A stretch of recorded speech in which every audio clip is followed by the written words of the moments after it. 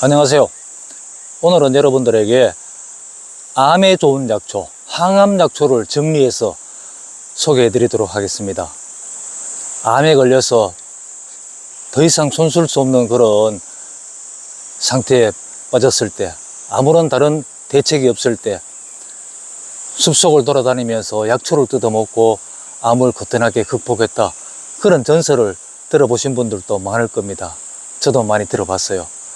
제 아내 같은 경우에는 이렇게 절에 와서 요양하고 있을 때 같이 환자로 들어왔던 암 환자가 이 약초들을 뜯어먹고 그렇게 해서 실제로 암이 나아서 나간 그런 경우도 봤다고 하는데요.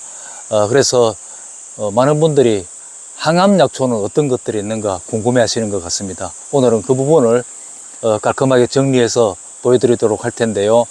요즘은 이 사람들이 그런 전설 같은 이야기, 약초를 뜯어먹고 암을 고쳤다는 그런 이야기들이 이제 많이 나오니까 학자들이 이제 연구를 좀 했습니다.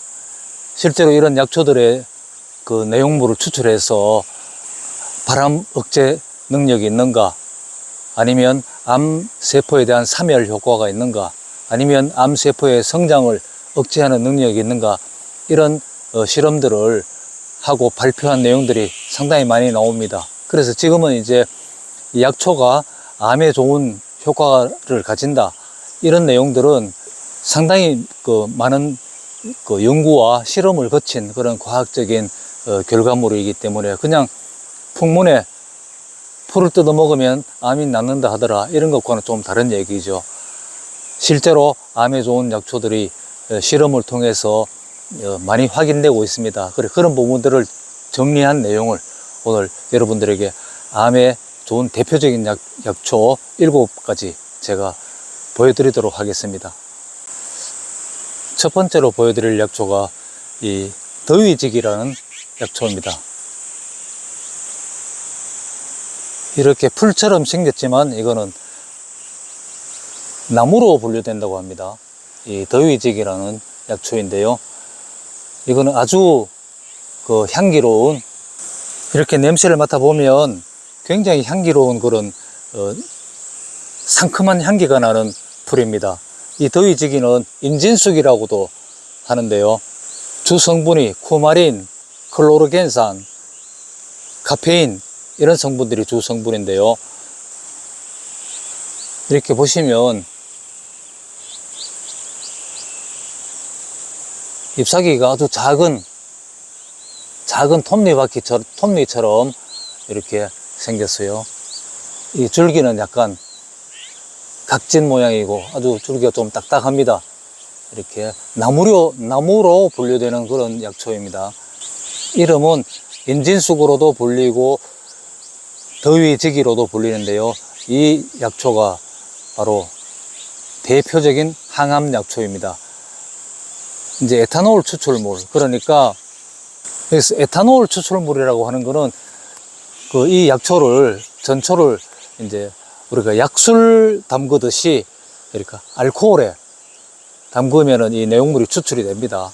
에탄올, 이제 알코올 음료의 주 성분이 에탄올이죠. 그 에탄올에 담궈서 이 내용물을 추출해서 약술과 비슷한 거라고 생각하시면 돼요. 그래서 이 발암 억제 능력이 있는가 보니까 87%의 그런 그러니까 돌연변이를 억제하는 거죠. 그건 무슨 뜻이냐 하면은 일반 정상적인 세포가 암세포로 돌연변이를 일으킬 가능성을 차단하는 그런 예방 효과가 아주 크다는 겁니다. 암 소멸 효과도 거의 90% 가까이. 그러니까 암세포에 이 에탄올 추출물을 이렇게 투입했을 때 거의 90% 가까운 그런 사멸 효과, 암세포를 파괴한다는 거죠. 그런 효과도 있고, 이 암세포의 성장 억제 능력도 실험을 통해서 입증됐습니다. 그래서 아주 대표적인 그런 항암 약초로 생각하시면 됩니다. 더위지기 기억해 놓으십시오. 더위지기 전초를 다시 한번 상세히 한번 보여드리겠습니다.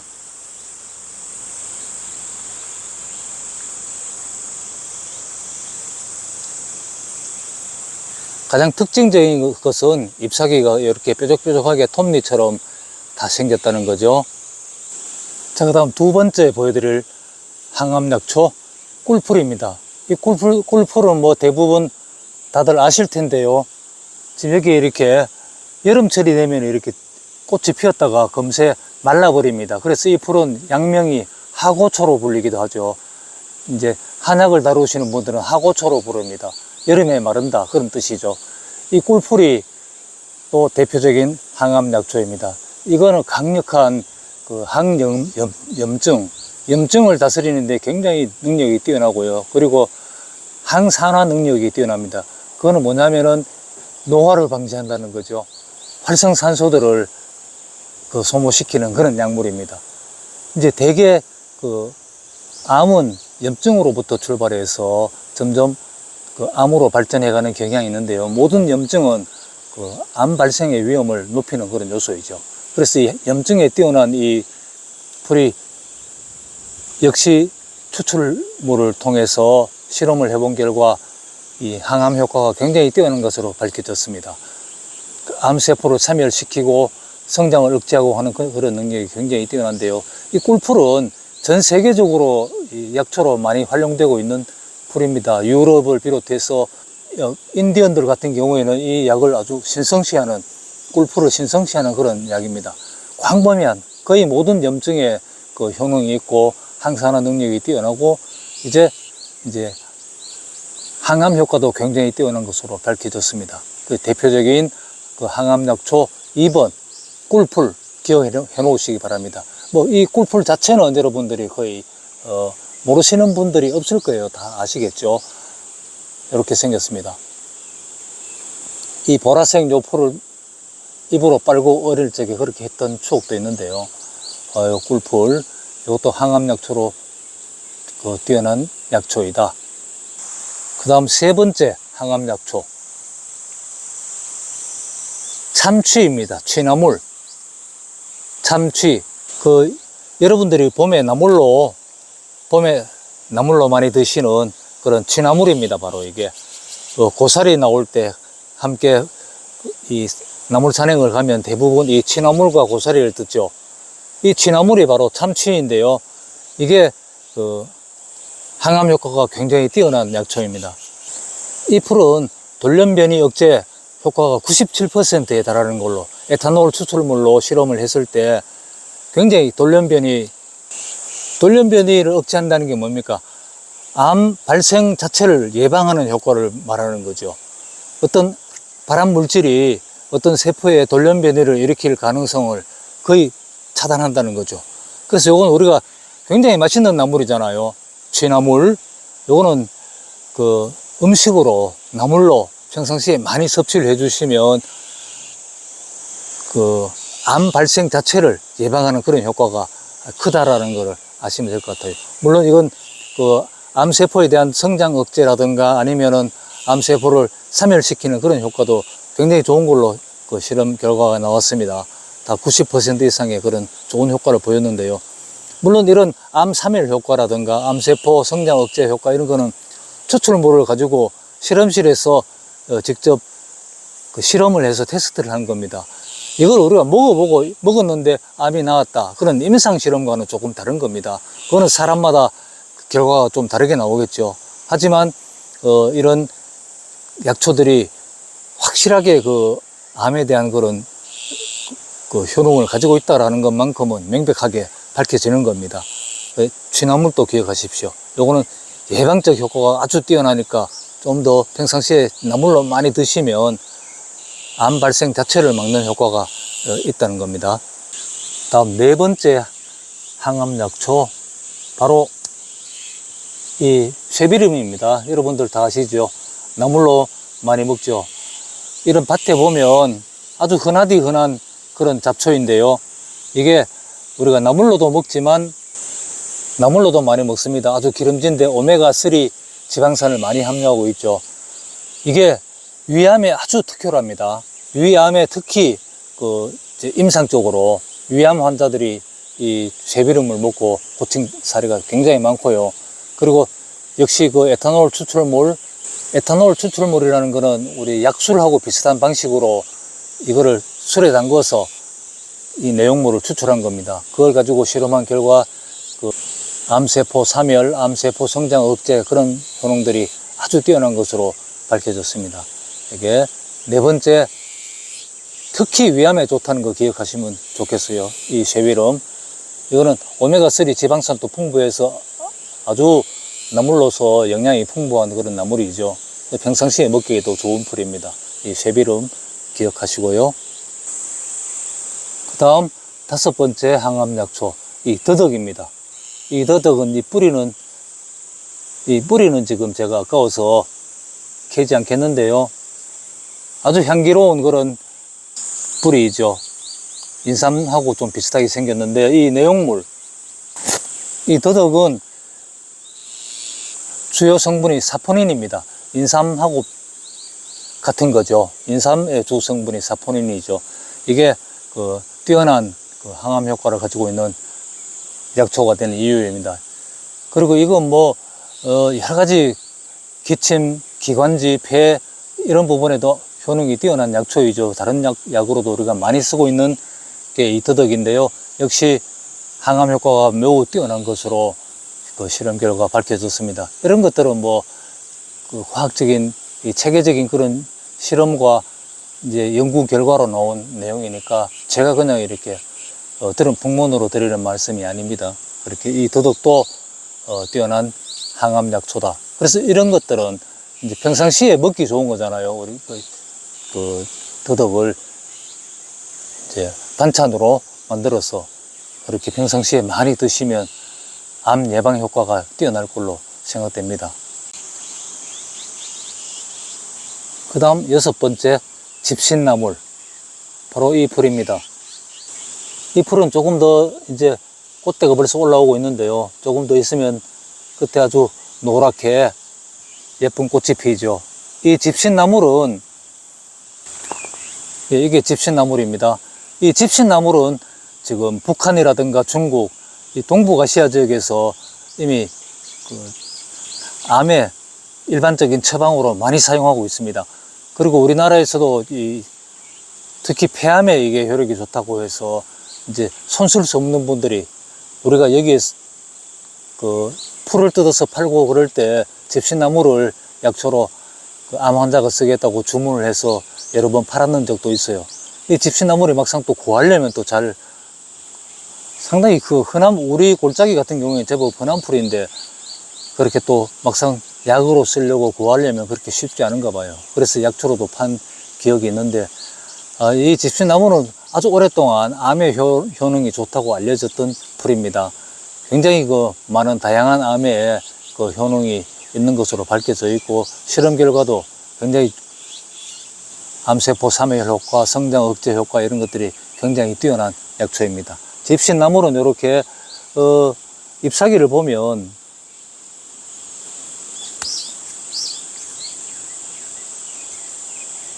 이런 식으로 그 작은 잎사귀, 더 작은 잎사귀, 그리고 큰 잎사귀가 끝에 3개, 이렇게 끝부분은 동글동글 이제 톱니 바퀴가 형성되어 있고요. 이렇게 해서 구분하는 거는 이 잎사귀를 보고 구분하시면 아주 쉽게 구분할 수 있습니다. 이렇게 지금 여름철 7월 달부터는 이렇게 꽃이 피는데요. 노란 꽃이 이제 끝에 가느다랗게 이렇게 총상 형태로 생깁니다. 그런 그 노란 꽃을 보고 구분하기도 하고요. 주로 이렇게 잎사귀를 보고 어릴 때부터 잎사귀는 이런 모양이니까 쉽게 구분할 수가 있습니다. 이게 집신나물이고, 집신나물의 그 효능은 동북아 지역에서는 이미 암의 효능이 좋다는 게 보편적으로 한의학계에서는 활용을 많이 하고 있는 약초입니다. 그 다음 7번째, 여러분 누구나 다 아시는 바로 이 민들레.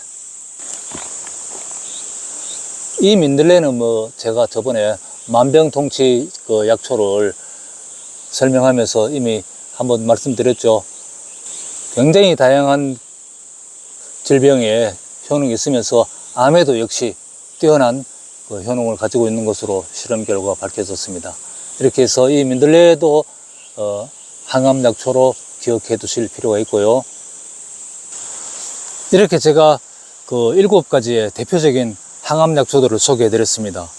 그리고 방금 제가 보여드린 이 7가지 약초들은 다 여러분들이 보셨다시피 우리 집 앞마당 정원에 다 있습니다. 이거는 무슨 얘기냐면 제가 뭐 넓은 지역을 돌아다니기 싫어서 우리 정원에 갖다 옮겨놓고 보여드리는 게 아니고, 이런 가장 우리 정원은 그냥 자연적으로 나는 그 풀들이 대부분입니다. 특별히 갖다 옮겨 심은 거는 드물고요. 그러니까 자연적인 상태에서 이렇게 좁은 뭐 100평도 안 되는 작은 정원에 이 7가지의 대표적인 항암 약초들이 다 있었어요. 더위지기, 꿀풀, 민들레, 집신나물, 도덕, 취나물, 민들레, 이런 자연적으로 이렇게 좁은 공간 안에 이 7가지의 대표적인 항암 약초들이 다 있었습니다.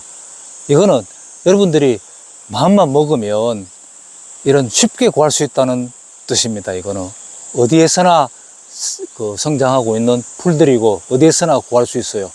우리가 지금 암이라는 거는 굉장히 그 흔한 질병입니다. 굉장히 많은 사람들이 암에 걸리고, 그리고 뭐 여러 가지 다양한 치료법이 나와 있지만은 일반적으로는 병원에서 수술을 하거나 약물 요법, 방사선 요법 이런 것들을 사용하게 되는데요.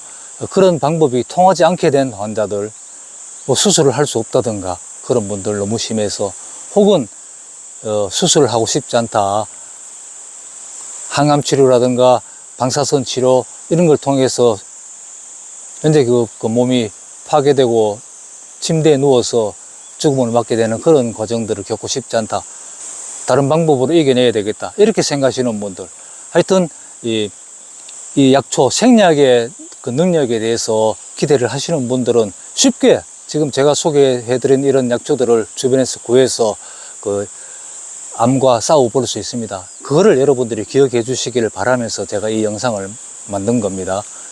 그리고 이 약초의 그런 그 능력, 이런 것들이 우리가 신약이라든가 현대 이술의 그런 그 효능에 비해서 미미하거나 약한 게 아니라는 걸 제가 누누이 말씀드렸습니다. 굉장히 강력하고 여러분들이 생각하시는 것보다 더 그 좋은 효과를 얻는 그런 사례들도 굉장히 많습니다. 그리고 이 약초, 암에 걸렸을 때 이런 좋은 약초들이 있다라는 것을 일단 여러분들이 기억을 해 두시기를 바라면서, 이러한 대처 방법이 있다, 이걸로 그 암을 고치고 회복한 그런 사람 이야기들이 얼마든지 우리 주변에서 들을 수 있습니다. 그리고 한 가지 더 약초에 대해서 제가 약초를 그 활용하는 방법에 대해서 설명을 해 드리자면요, 아까 이런 약초들의 그 항암 능력을 테스트할 때 에탄올 추출물을 사용한다고 했습니다. 에탄올을 여러분들이 익히 아시는 술입니다. 독한 술, 40도짜리 술에 이걸 담가놓으면 술에 담가놓으면 이게 이 성분이 빠져나옵니다. 그 빠져나온 성분을 가지고 테스트를 한 거예요. 그러니까 당연히 이 풀의 성분이 빠져나온 겁니다. 그걸 가지고 테스트한 결과 그런 항암 효과들이 있다는 게 여러 가지 실험에서 밝혀졌습니다. 그렇다면 약효가 있는 건데, 평상시에 우리가 뭐 암 환자도 아닌데 이런 거를 약으로 먹기 위해서 막 대량으로 따려서 그렇게 먹을 필요는 없죠. 근데 이런 약초들은 다 예방 효과가 또 있으니까 평상시에는 이런 것들을 음식으로 나물로, 차로 만들어서 평상시에 많이 드시면 암 예방하는 효과가 있고, 운이 나빠서 암에 걸렸다, 그럴 때는 약으로 드시는 겁니다. 약으로 드실 때는 음식으로 먹는 것과 좀 달리 이 농도가 좀 올라가야 되죠. 그래서 많은 양을 가지고 따리면 이게 그 농도가 올라가죠. 물에 넣고 끓이면 내용물이 추출되고, 그걸 계속 따리면 농도가 올라가서 약효가 커지죠. 그렇게 해서 약으로 만들어 먹을 때는 그렇게 따려서 먹거나, 이거 술을 담궈서 많은 양을 이제 술 한 병에 담궈서 내용물을 추출하니까 내용물이 진하겠죠. 그렇게 약으로 쓰는 겁니다. 평상시에는 차로, 나물로 그런 식으로 약초들은 활용하고, 병이 들면 약수를 담궈서 아니면 끓이고 따려서 그런 식으로 드시는 겁니다. 방금 말씀드린 이 7가지 항암약초는 다 이 문헌에 보면은 독성이 없는 걸로 나옵니다. 독성이 없는 건 자주, 많이, 계속 먹어도 괜찮다는 겁니다.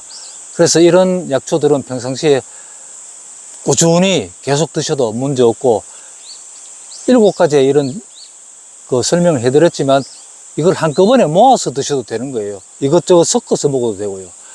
이런 것들은 특별한 독성이라든가 이 몸에 해를 끼치는 그런 내용이 거의 없는 풀들이에요. 그래서 다양한 방법으로 평상시에 많이 섭취하시는 게 좋습니다. 특히 이 7가지 약초들은 항암 효과가 굉장히 뛰어난 것으로 두드러지기 때문에 잘 기억해 두시고 주변에서 암 환자가 있을 때라든가 아니면 평상시에 음식으로 많이 활용하시기 바랍니다.